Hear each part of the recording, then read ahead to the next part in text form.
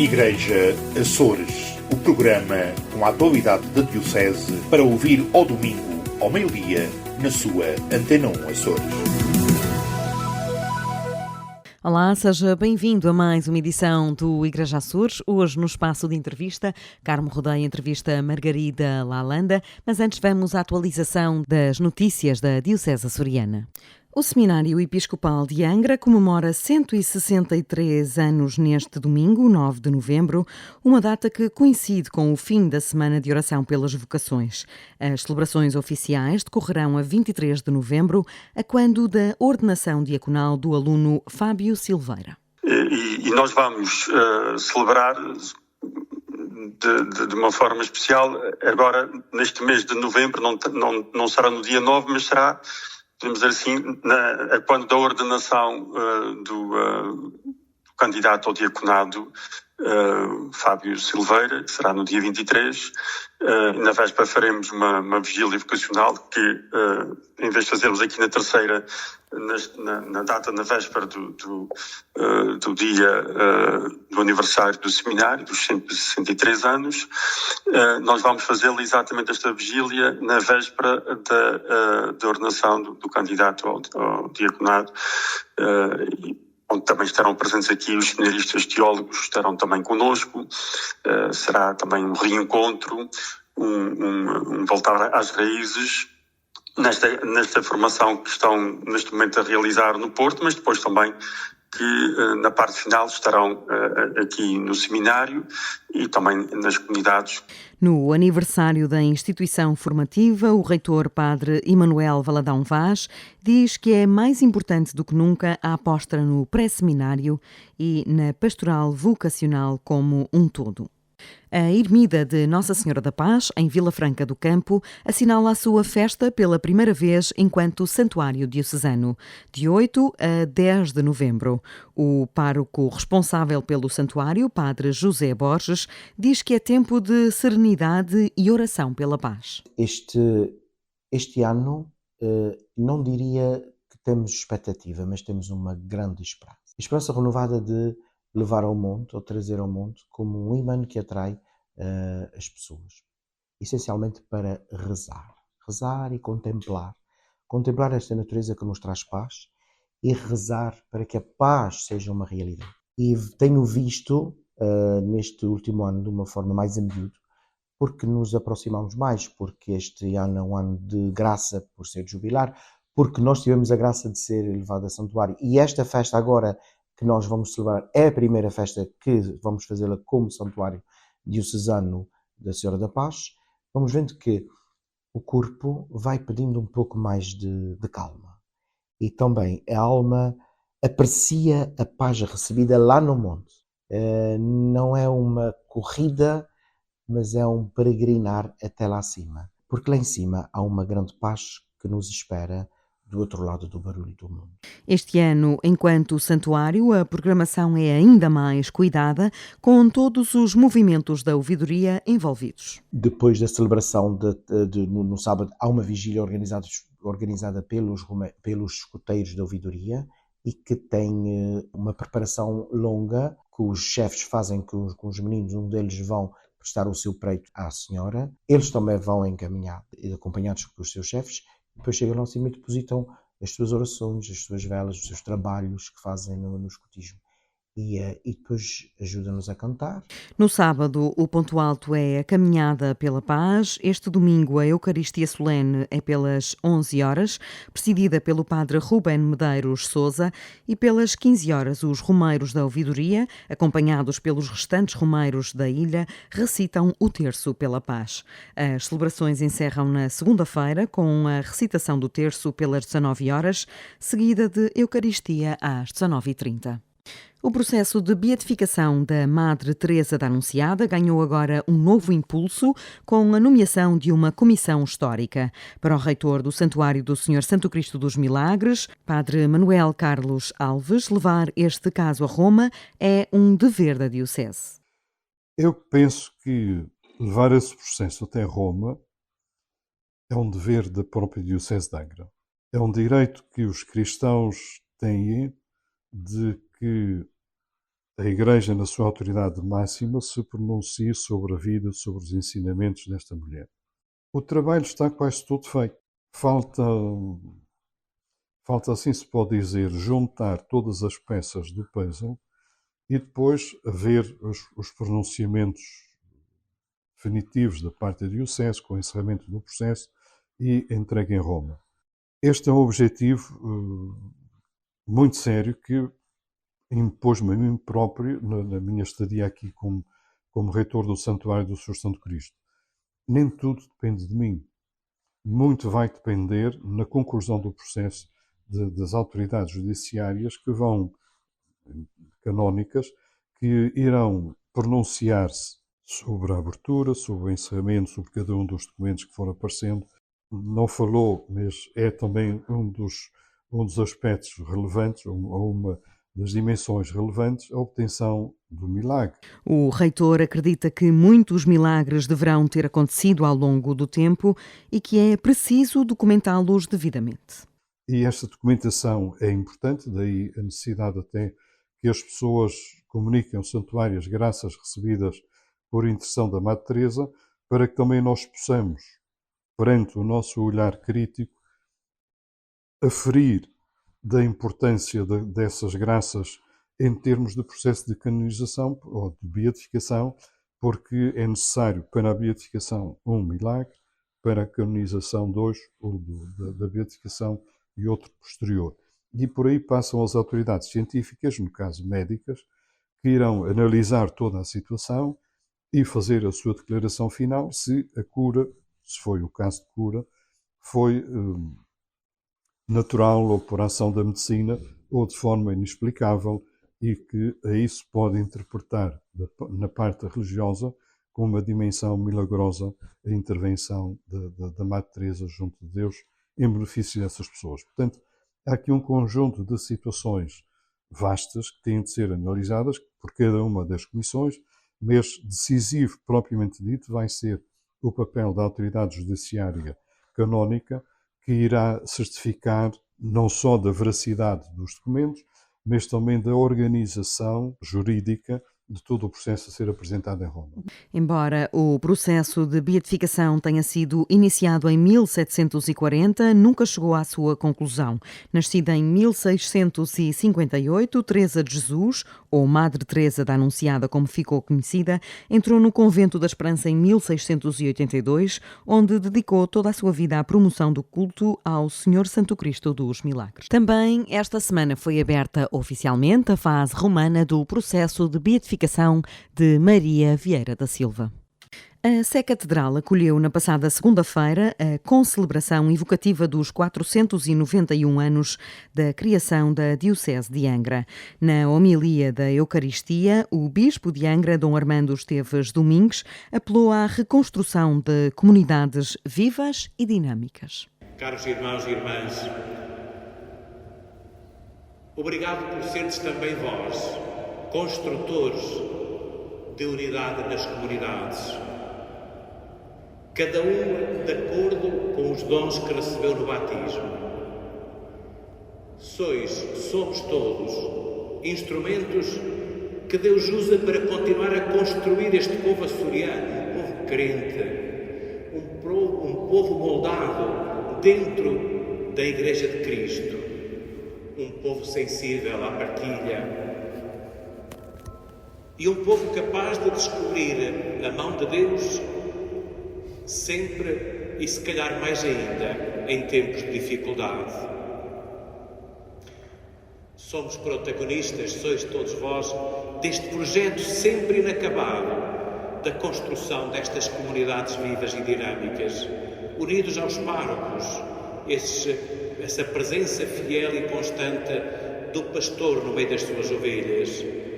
Também com outros religiosos e leigos, coordenadores de serviços das mesmas comunidades, seja na liturgia, na catequese, no ensino da moral e religião nas escolas, no serviço caritativo, para que não haja também entre nós necessitados, como nas primeiras comunidades, na comunicação da fé através da palavra, da escrita, da imagem e da cultura.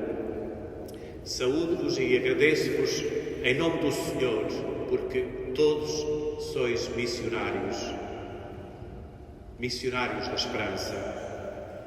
O prelado açoriano defendeu que a vitalidade da Igreja depende de comunidades locais que reflitam o espírito da fraternidade apostólica. Na passada segunda-feira assinalou-se também os 40 anos de reabertura da Sé Catedral ao culto, depois das obras de reconstrução do sismo de 80 e do posterior incêndio em 1983. 30 anos de acolhimento no Novo Rumo, na Ilha Terceira. A antiga Casa-Abrigo, que é uma valência da Confederação Operária Terceirense, assinalou a efeméride com uma gala no passado sábado na Casa de Saúde de São Rafael. Egla Alves, diretora técnica da Casa Alojamento Temporário Novo Rumo, garante que o público utente da valência foi mudando ao longo dos anos. Quando a casa começou há 30 anos atrás, a população a que se destinava eram na mesma, eram os senhores em situação de sem-abrigo, mas a realidade era muito diferente da que é agora. Na altura haviam alguns senhores que estavam na rua, mas eram mais senhores mais velhos, estamos a falar se calhar a partir de 40 e muitos, 50, 60, e eram habitualmente homens com problemas de álcool, em que a família já estava aqui um bocadinho cansada, saturada, e estes senhores acabavam por ficar nesta situação. Ao longo dos anos, a situação foi evoluindo bastante. Há cerca de 20 anos percebeu-se que também era importante haver aqui uma resposta que estivesse disponível para os senhores deportados, homens que vêm deportados quer do Canadá, quer da América, principalmente desses dois países, não é? E a Confederação também, aqui em consonância com o Governo Regional, criou essa resposta, que era a Casa de Emergência. Então, nós há 30 anos atrás criou-se o Abrigo Amigo, que se calhar as pessoas não conhecem tanto por Novo Rumo, mas Abrigo Amigo ainda soa muito. E o Abrigo Amigo há 30 anos para homens em situação de sem-abrigo, e há 20 criou-se mais ou menos a Casa para os senhores, para os que são deportados. Há cerca de 9 anos atrás houve uma junção destas duas respostas, e por isso é que se criou o Novo Rumo, porque nós tivemos obras de requalificação aqui da nossa casa, porque eram casas muito antigas, ainda não tinham bem as condições de dignidade que os utentes necessitavam e mereciam. E então, há cerca de 9 anos, houve aqui um grande investimento e criou-se aqui uma casa nova. Juntaram-se estas duas valências, que hoje em dia se chama Novo Rumo. Em termos de população, o que se tem notado ao longo dos anos é que há cada vez homens mais novos a aparecerem e a precisarem de ajuda, e quando falo em mais novos, a casa acolhe senhores entre os 18 e os 65 anos, mas já chegamos a ter um rapaz com 17, ou seja, percebemos que há cada vez mais esta dificuldade. Mas aqui entram as toxicodependências, já? Sim, exatamente, era o que eu ia dizer, é isso mesmo, que é, já não são tanto os senhores com problemas de álcool, como se calhar eram há 30 anos atrás, mas há doença mental, dependências de álcool, dependências de droga, outro tipo de dependências sem substância. Egla admite que as parcerias com o Governo Regional e Segurança Social são estruturantes para a sobrevivência do projeto. Devo dizer que elas estão quase sempre cheias. Algumas alturas do ano temos lista de espera, ou seja, porque eu estou a dizer isso porque às vezes já há muita noção que aqui na Terceira não há muitos sem-abrigo, não é? Não se vêem. Nós é que nos vemos, porque há muitos que dormem em carros, que dormem em casas abandonadas. Ou seja, eu até costumo dar o exemplo que é, em Lisboa ou no Porto, nós vemos-los a dormir na soleta, não é? Na estrada mesmo. Aqui não. Aqui, habitualmente, os senhores escondem-se. Há uma pobreza mais encaminhada. Sem dúvida. E claro que isso aí é mais difícil às vezes até de encontrar, não é? E muitas vezes é mais difícil de intervir também, porque é isso, porque eles depois também têm muito receio, e sabemos que é um meio pequeno, as pessoas também não querem ficar rotuladas, por isso, eu estou a falar disto porque é interessante, porque já tive senhores a trabalhar, e que os patrões não sabem que eles estão em situação de sem-abrigo, e quando eles entram aqui para a casa, os patrões continuam a não saber. Para a psicóloga, o grande desafio é arranjar mecanismos de autonomização para estes homens. A ideia é que esta casa não seja uma resposta para a vida toda. Isto é uma casa-abrigo que os acolhe e que lhes dá cama, comida e roupa lavada, como eu costumo brincar, mas a verdade é essa: tem a sua cama com as suas condições, tem alimentação, higiene, tem direito a isso tudo, lavagem da roupa, mas a ideia é ficarem aqui até se conseguirem organizar, não é? Até porque sabemos que há sempre outros casos para entrar e aqui vai-se fazendo alguma rotação, digamos assim. A nossa grande dificuldade é conseguir arranjar respostas de habitação. Neste caso, por exemplo, temos situações de senhores que trabalham, porque há muito aquela ideia do só quem está neste tipo de instituições, e agora desculpem a expressão, mas é o que as pessoas costumam dizer na rua, que é os bêbados e drogados. E isso não é verdade. Nós temos, e eu costumo dizer, nós temos aqui um bocadinho de tudo. Temos pessoas muito boas, temos pessoas assim e temos pessoas com algumas dificuldades. Temos lugar para todos, sem dúvida nenhuma, mas depois arranjar aqui uma forma delas se autonomizarem, delas conseguirem fazer mais. Estes senhores, por exemplo, que eu falo, que estão a trabalhar, tenho aqui senhores que já trabalham, que até já conseguem organizar mais ou menos a sua vida e que não conseguem sair daqui porque não há quartos de renda ou lugares para eles viverem. Respostas para tratamentos de saúde e de saúde mental que tardam a chegar, mais ainda para estes homens. Chama-se SIM, Sistema de Incentivo aos Média, e vai levar os jornais açorianos às escolas e às IPSS da região. Também os 2 títulos da Igreja, a Crença em São Miguel e o Dever no Pico, chegam agora a novos públicos. Para o padre José Borges, diretor da Crença, esta é uma prenda antecipada.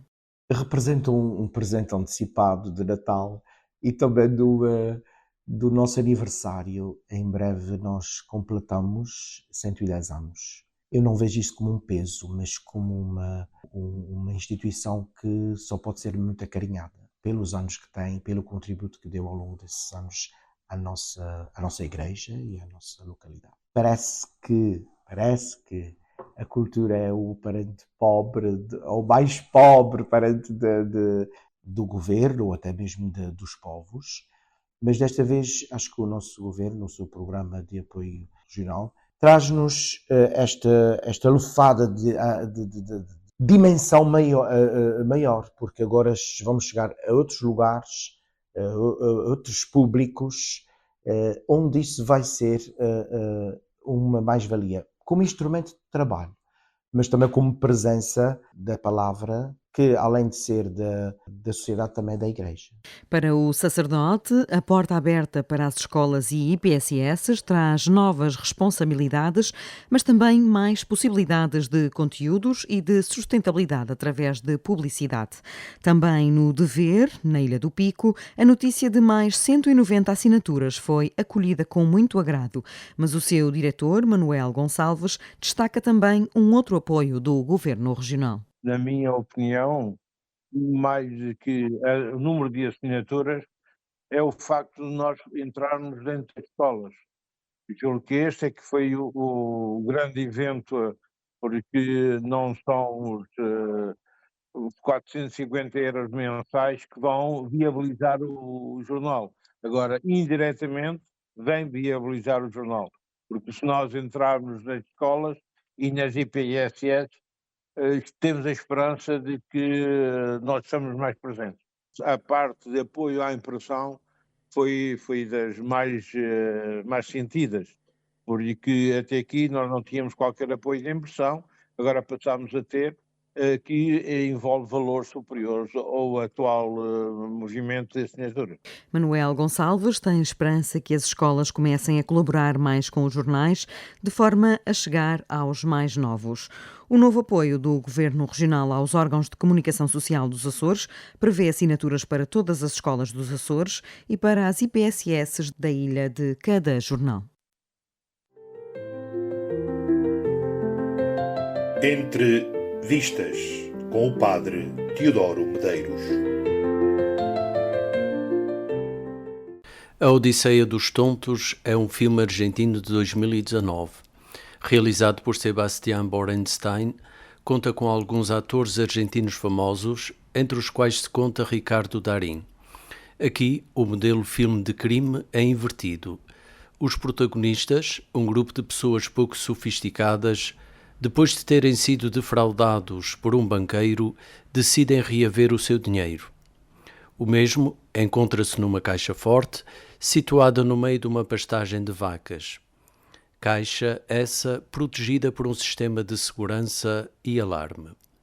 Os tontos do título usarão então um método muito original, divertido até, para se apoderarem do tesouro. As peripécias e os momentos humorísticos são muitos, tornando esta obra um entretenimento para toda a família.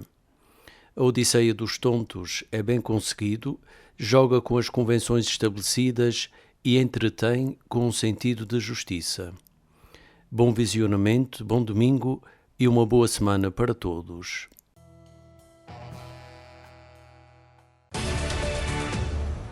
E neste espaço de entrevista, a convidada de Carmo Rodeia é Margarida Lalanda. Muito obrigada por ter aceito o nosso convite, doutora Margarida Lalanda. Quem foi Madre Teresa da Anunciada e qual foi o seu papel no Mosteiro da Esperança? Eu é que agradeço o convite. Madre Teresa da Anunciada foi uma religiosa clarissa do Mosteiro de Nossa Senhora da Esperança em Ponta Delgada. Entrou para o convento no final do século XVII e faleceu lá em meados do século XVIII. Ela era uma pessoa bastante humilde, mas era uma pessoa também cheia de energia. E ela começou a sentir que tinha uma comunicação especial com Deus e que Deus queria que ela divulgasse as ações feitas por Deus, em particular através da força dada pela imagem do Senhor Santo Cristo. Mas como antes de ela entrar para o convento só havia indicação de que aquela imagem teria tido uma pequena intervenção não especialmente importante, tornou-se claro que aquilo que fosse, como ela dizia, os prodígios do meu fidalgo, que era o nome que ela dava a Deus, tinha de ser através das ações dela. E, portanto, a Madre Teresa da Anunciada acabou por se tornar a principal divulgadora das ações de Deus e da devoção ao Senhor Santo Cristo dos Milagres. Foi isso que a destacou entre as religiosas do seu tempo e particularmente as residentes no Convento da Esperança? Isso foi o que a destacou, embora várias religiosas na altura tivessem devoções particulares. Aliás, quem entra no coro alto do Convento da Esperança encontra lá um conjunto grande de imagens que eram das devoções particulares das várias religiosas. E algumas delas fizeram, tal como a Madre Teresa, obras e conseguiram financiamentos para dar novas capelas, para desenvolver cultos. Simplesmente, no caso da Madre Teresa, aconteceu uma coisa que a tornou diferente das outras freiras. É que tudo aquilo que ela conseguiu foi com muito custo, porque havia muitas pessoas que eram contra o destaque que ela queria dar à imagem do Senhor Santo Cristo e que eram contra também a importância que ela sentia de divulgar as ações de Deus. E como tal, ela é considerada ter virtudes heroicas precisamente porque conseguiu resistir e conseguiu não se deixar abater em contextos adversos. Assim sendo, que traços da vida espiritual ou humana mais impressionam nesta religiosa considerada a freira do Santo Cristo? O facto de ela ser considerada a freira do Senhor Santo Cristo não significa que ela tenha deixado de ser também uma freira exemplar. Isto é, ela meteu-se nessa campanha de divulgação para maior devoção por parte da comunidade, não só da comunidade religiosa, como também fora dos muros do convento, mas além disso, ela sempre foi considerada uma religiosa exemplar. Esse aspecto é muito importante. Ela morre em 1738 e logo 2 anos depois, as freiras do convento, a abadesa e outras freiras, escrevem ao bispo e escrevem ao geral dos franciscanos nos Açores a pedir para ser feito um processo, ou neste caso 2, um pelo bispo, outro pelos franciscanos, de inquirição da vida e das virtudes. Na altura havia a concepção de que as virtudes de uma pessoa só eram verdadeiramente entendidas em vida e em morte. Se a pessoa tinha morrido com fama de santa, se quando era invocada havia ações ou havia graças que eram concedidas, e por isso só podia haver essa inquirição das virtudes quando fosse uma vida exemplar e tivesse também uma morte exemplar. Esses processos começam logo de imediato, em 1740, são muito rápidos, são ouvidas dezenas de testemunhas, e o que há de comum é a importância que todas as pessoas que vão falar, e que vão falar sob juramento, portanto, garantidamente estão a dizer aquilo que entendem que é a verdade, todas as pessoas falam da exemplaridade da vida de Teresa da Anunciada, falam da sua alegria, falam da sua persistência, falam do seu amor a Deus, do seu amor à Eucaristia e do seu amor aos pobres. E quando falamos em virtudes heroicas, falamos precisamente em tudo o que ela padeceu, em tudo o que ela teve de sofrer para conseguir as obras na capela, para conseguir que houvesse efetivamente um culto a Deus com a visualização da imagem do Senhor Santo Cristo. E hoje em dia, os historiadores consideram que a Madre Teresa da Anunciada teve um papel fantástico, teve um papel muitíssimo importante em aproximar a comunidade de crentes da Ilha de São Miguel de Deus. Este Dentro de uma processo... espiritualidade especialmente importante, porque no século XVIII havia muitas freiras que eram místicas, ou seja, tinham uma dimensão de grande espiritualidade, mas também havia outras freiras que entendiam que o testemunho era o mais importante. E a Madre Teresa junta as duas coisas. E junta com mais uma particularidade importante.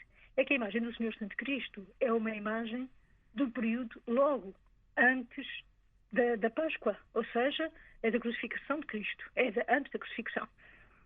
E aquilo que a Madre Teresa vê, aquilo que a Madre Teresa insiste, é na ressurreição de Cristo e é na importância da Eucaristia.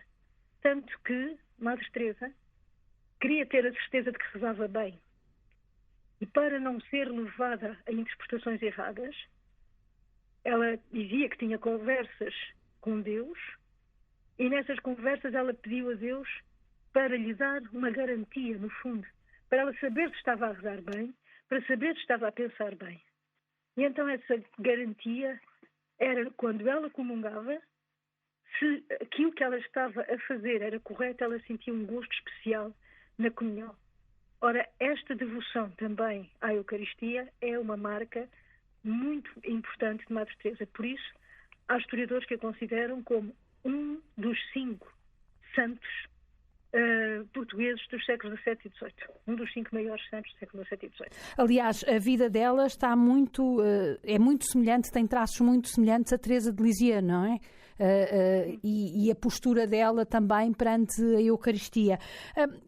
Esta grande fama de santidade aconteceu logo, como acabou de dizer, quando ela morreu, com os testemunhos a atestarem, digamos assim, a vida exemplar de santidade desta mulher. No entanto, o processo nunca andou para a frente. Qual foi o principal entrave? O mesmo entrave que dificultou a vida de Madre Teresa da Anunciada quando procurou de forma decidida e assertiva promover este culto e simultaneamente promover estas devoções? Eu penso que o entrave não foi o mesmo. Quando a Madre Teresa da Anunciada morreu, houve logo muitas pessoas que a reconheceram como santa, o que não tinha valor nenhum, porque tem de ser por um processo formal junto do Vaticano, mas reconheceram como santa, a reconheceram como uma grande intercessora junto de Deus.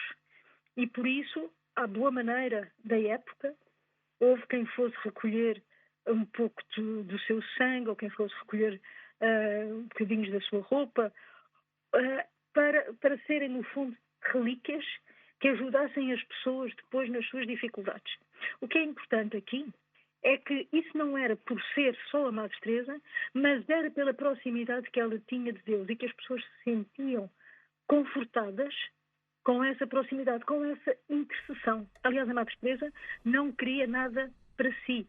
que ela dizia era: tudo é feito para a glória de Deus, para a glória do meu Senhor, para a glória do meu fidalgo, como ela dizia. E esse foi, quando falou aí de entrave, o entrave que a Madre Teresa sentiu tinha muitas vezes a ver com inveja de algumas freiras que consideravam que ela estava a promover toda essa devoção para ser importante. Mas afinal isso nunca aconteceu. Também estavam com receio de que ela gastasse os dinheiros do convento para conseguir umas obras na capela ou para conseguir as joias da imagem. Acontece que isso tudo foi conseguido graças às esmolas de freiras, as esmolas de pessoas da cidade, as esmolas do rei, as esmolas dos condes da Ribeira Grande e, portanto, não houve absolutamente nada de lesão no património do convento. Esse era o entrave de dentro do convento. Agora, o que me perguntou, o entrave em relação ao processo, uma vez que se em 1740 foram logo feitas 2 inquirições de virtudes, e inclusivamente se concluiu que ela tinha o título de venerável. Hoje em dia este título não quer dizer nada. Na altura considerava-se que era uma pessoa que morre com fama de ter sido santa em vida e em morte. Ficava logo com o título de venerável. Agora não, agora é necessário primeiro fazer prova de toda a santidade da sua vida. O primeiro grau é a beata, beatificação, e só depois, se houver algum milagre, é que se passa a ser considerada santa, mas é um outro processo. Agora, o que é que terá acontecido em relação ao processo? Ainda não sabemos, ainda não temos a certeza. O que é facto também é que na segunda metade do século XVIII nós não temos em Portugal um regime muito favorável à vida religiosa. Estamos a falar no reinado de Dom José e estamos a falar nas medidas do seu ministro Marquês de Pombal, que tentam diminuir a importância e os bens dos conventos masculinos e femininos. E por isso aí também não era um ambiente fácil. Mas nós não sabemos o que é que aconteceu, não sabemos se, pelo facto de ter sido considerada venerável, se considerou que o processo estava terminado, não sabemos o que é que aconteceu. Durante uns bastantes anos considerou-se que nunca mais tinha havido nenhuma diligência. Sabemos agora que houve diligências, em particular, durante o tempo do bispo Dom Aurélio Granadas Cordeiro, nos anos 80, sobretudo, inclusive que conseguiu que a Conferência Episcopal Portuguesa, portanto, dos bispos... Já na década de 90, já na década de 90, sim. Já na década de 90, sim. Ser submetido o processo. Neste momento, nós não conseguimos ainda saber o que é que aconteceu, mas a nomeação desta Comissão Histórica é o primeiro passo para formalmente se avançar agora com isso. Esta Comissão Histórica, de que acaba de ser nomeada coordenadora, vai averiguar, estudar as fontes e a documentação existente nesta causa, que ainda não é propriamente uma causa, ou melhor, é uma causa, mas não é um processo formal aberto na Diocese. Como é que esta Comissão Histórica vai trabalhar, sobre que documentos é que vai particularmente insistir de forma a avançar e a juntar as pontas, digamos assim, de várias iniciativas que foram sendo tomadas ao longo de todos estes anos, mas que nunca chegaram efetivamente a ganhar a forma de um processo? Esta Comissão Histórica vai ter muito trabalho, na medida em que ela vai ter de ler e analisar todos os documentos que existem, sejam os manuscritos, sejam os trabalhos publicados sobre a Madre Teresa da Anunciada. Vai haver também depois uma comissão teológica que irá pronunciar-se sobre a parte teológica, portanto sobre a parte já específica, mas a Comissão Histórica vai se pronunciar sobre a autobiografia que a Madre Teresa teve de escrever por ordem dos seus confessores e também por ordem de Deus.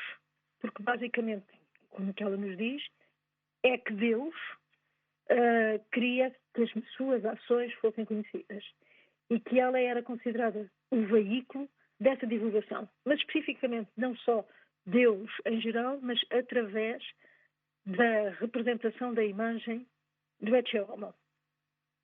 Até porque tinha sido dito à Madre Teresa que essa imagem tinha sido sacrário. Está hoje provado que não foi, deve ter sido só relicário, mas pelo facto de ter sido dito que a imagem tinha sido sacrário, ela considerava que era o maior momento de reconhecimento da importância da própria imagem, que tinha sido guarda das partículas consagradas. E toda a dimensão de fé da Madre Teresa é associando o sofrimento de Deus à ressurreição. A essa ressurreição associa-se também a ressurreição de toda a humanidade e a presença na comunhão. A presença de Deus na comunhão. Ora, o que é que vai acontecer também? Nós na Comissão Histórica vamos ter de ver a autobiografia que foi escrita pela Madre Teresa ao longo de décadas e tinha sempre de ser lida pelos seus confessores. Portanto, tudo aquilo que ela escreveu foi certificado pelos confessores. Vamos ler também as biografias e vamos ler também as inquirições diocesana e franciscana. Para além disso, todos os textos já tenham sido publicados sobre a Madre Teresa e vamos também debruçar-nos sobre imagens, sobre testemunhos. Por isso é que eu digo que vai ser muito trabalho de base para depois fazermos um parecer sobre se considerarmos que tem ou não uma vida exemplar. Nós vamos também comparar com outras vidas de freiras, umas já estão nos altares, outras não, próprias da época, para ver o que é que há de diferente em Madre Teresa. Pessoalmente estou muito esperançada nas conclusões que serão favoráveis, pelo que eu já li, à possibilidade de se reconhecer na Madre Teresa as virtudes heroicas e virtudes de santidade. Quando falamos de virtudes heroicas, são precisamente aquelas que se destacam quando o ambiente é hostil à pessoa, mas a Madre Teresa nunca desistiu e era considerada uma pessoa humilde, uma pessoa alegre e uma pessoa que estava sempre cheia de generosidade. E, portanto, com tudo isto, ela conseguiu dar maior dignidade à imagem, maior dignidade ao culto, e, inclusivamente, o culto passou para além das paredes do mosteiro. E, por isso, nós na Comissão Histórica vamos ter de apreciar todas essas questões. Neste contexto, e até porque já estudou sobremaneira este dossiê, consegue antecipar algum constrangimento que possa atrasar ou comprometer o trabalho? Só falta de tempo. Só falta de tempo que o Sr. Reitor disse-nos que queria ver se tinha isso pronto em outubro do próximo ano, ou seja, temos 12 meses para mostrar o que conseguimos fazer. Sim, aliás, numa entrevista a este mesmo espaço, o cônego Manuel Carlos Alves dizia que era um dever da Diocese completar este processo o mais depressa possível e fazê-lo chegar a Roma. Concorda com esta ideia? Inteiramente de acordo. E porquê é que eu concordo? Porque é que eu acho que de facto é um dever da Diocese? Porque o culto ao Senhor Santo Cristo, o culto a Deus, digamos assim, o culto a Deus, e em particular a proximidade afetiva que há com esta imagem de Ecce Homo, é a marca identitária religiosa mais forte dos Açores. Porque nós temos também as festas do Espírito Santo, mas essas têm um cariz completamente diferente. É um cariz de partilha, é um cariz popular, é um cariz identitário também, mas que é diferente, diga para ele, muitas vezes de freguesia para freguesia. Ao passo que a ligação ao Senhor Santo Cristo, o recorrer ao Senhor Santo Cristo em momentos de aflição, o agradecer graças concedidas, passo a repetição, essa é a maior manifestação religiosa dos Açores. E, portanto, concordo inteiramente com o Sr. Reitor do Santuário, em que é um dever da Diocese e é um dever dos crentes da Diocese de Angra contribuírem com tudo o que for possível para enriquecer os testemunhos, nomeadamente eventuais graças que tenham recebido de Deus através da Madre Teresa. Hoje, o que é que podemos tirar para o nosso cotidiano de fiéis, de crentes e até de não crentes, uma vez que a figura de Madre Teresa e o culto ao Senhor Santo Cristo dos Milagres marca a identidade religiosa e até cultural dos Açores e, portanto, já se tem ouvido, de resto, pessoas não crentes com o respeito por esta devoção e o interesse cultural por ela. Pergunto-lhe, então, que mensagem é que o exemplo desta religiosa pode deixar hoje no presente numa sociedade tão diferente, mas ao mesmo tempo tão necessitada de Deus? Eu penso que são várias as linhas em que Madre Teresa nos pode servir de exemplo. Primeiro, a confiança total em Deus e na sua misericórdia.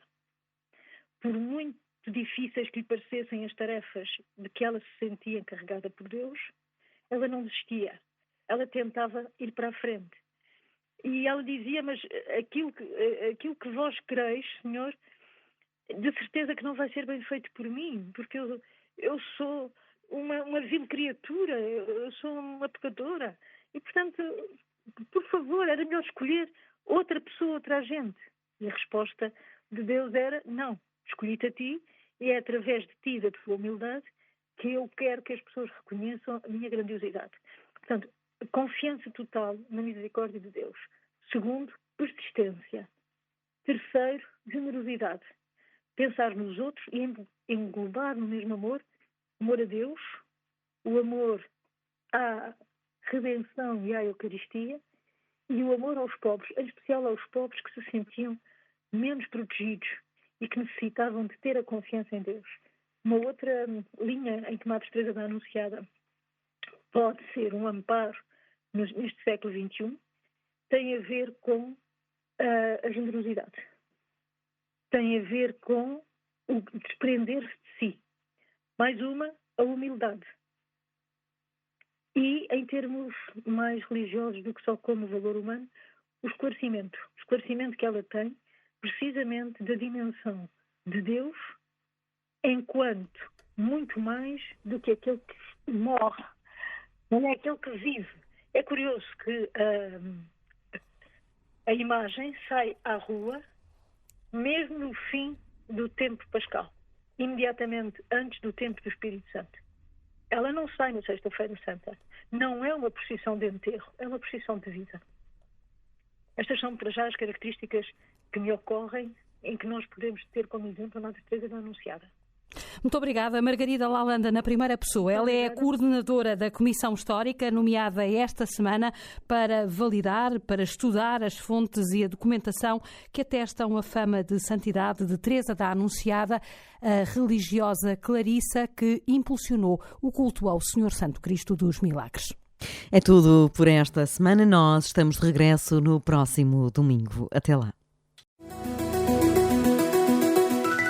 Igreja Açores, o programa com a atualidade da Diocese para ouvir ao domingo, ao meio-dia, na sua Antena 1 Açores.